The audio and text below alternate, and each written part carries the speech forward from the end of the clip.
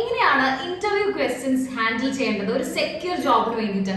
ഇപ്പൊ candidates smart ഫോൺസിനെ കൂടുതൽ approach ചെയ്യുന്ന സമയത്തൊക്കെ ചോദിക്കുന്ന ഒരു കാര്യമാണ് ഇന്റർവ്യൂവിന് പോകുന്ന സമയത്ത് ക്വസ്റ്റ്യൻസ് ഹാൻഡ്ലിംഗ് എങ്ങനെയായിരിക്കും എന്നുള്ളത്. അപ്പൊ അത് നിങ്ങൾക്ക് കൃത്യമായിട്ട് മനസ്സിലാക്കാനുള്ള വളരെ വിരലിൽ എണ്ണാവുന്ന 3 കാര്യങ്ങളാണ് പറഞ്ഞു തരുന്നത്. അതുപോലെ തന്നെ ഈ ഒരു കാര്യത്തിനെ കുറിച്ചിട്ട് നിങ്ങൾ മുൻപ് അറ്റൻഡ് ചെയ്തിട്ടുള്ള ഇന്റർവ്യൂസ്, അതുപോലെ തന്നെ നിങ്ങൾക്ക് ഇതിന് മുൻപുണ്ടായിട്ടുള്ള ഇന്റർവ്യൂ എക്സ്പീരിയൻസസ് ഒക്കെ ഉണ്ടല്ലോ, ഇതൊക്കെ കമന്റ് സെക്ഷനിൽ വരിക, ലൈവ് ആക്കുക കമന്റ് സെക്ഷൻ.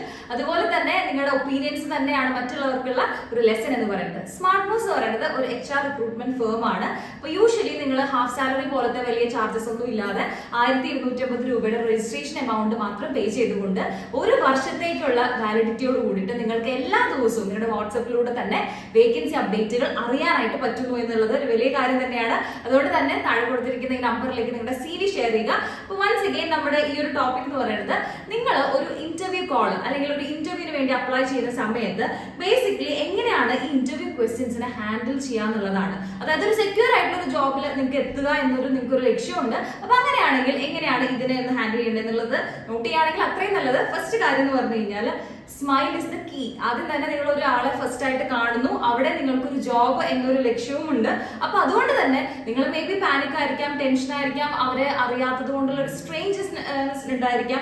ഇതൊക്കെ നിങ്ങൾ കൺസിഡർ ചെയ്താൽ പോലും ആ ഒരു ഇന്റർവ്യൂ ടൈമിൽ നിങ്ങളുടെ ആ ഒരു റിലാക്സ്ഡ് ആയിട്ടുള്ള ഒരു ഇമോഷൻ കൊണ്ടുവരികയും ചിരിക്കുക എന്നത് പഠിച്ചു വെക്കുകയും ചെയ്ത് കഴിഞ്ഞു കഴിഞ്ഞാൽ ഫസ്റ്റത്തെ കാര്യം നിങ്ങളും വളരെ കംഫർട്ടബിൾ ആയിരിക്കും, അതുപോലെ തന്നെ കാണുന്ന ആൾക്കും ആ ഒരു കംഫർട്ടബിൾ ഫീൽ കൊടുക്കാനായിട്ട് സാധിക്കും. ഓക്കെ, ഇനി അടുത്തൊരു കാര്യം എന്ന് വെച്ച് കഴിഞ്ഞാൽ ഇന്റർവ്യൂവിൽ ക്വസ്റ്റ്യൻസ് തുടങ്ങുമല്ലോ. അപ്പൊ തുടങ്ങുന്ന സമയത്ത് പലർക്കും ഇതിന് ഉത്തരങ്ങൾ ഇങ്ങനെ കുറെ അറിയുന്നുണ്ടാവും, അല്ലെങ്കിൽ അവരുടെ എക്സ്പീരിയൻസസും കാര്യങ്ങളൊക്കെ ഉണ്ടാവും. അതൊക്കെ ശരിയാണ്.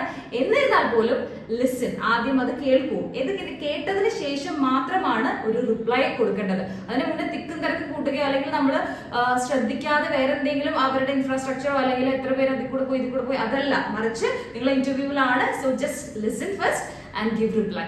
ഓക്കെ, ഇനി അടുത്തൊരു കാര്യം എന്ന് പറയുന്നത് understand about the interviewer and the company എന്നുള്ളതാണ്.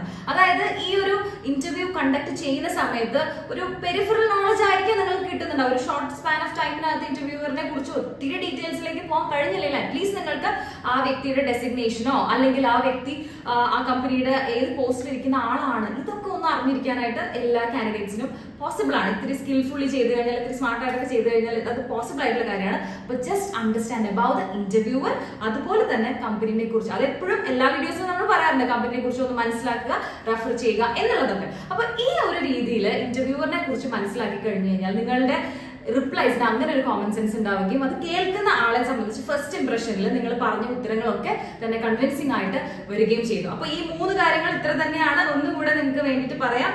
കീപ് ദ സ്മൈൽ, അതുപോലെ listen first and give reply, അതുപോലെ understanding about the interviewer and the company.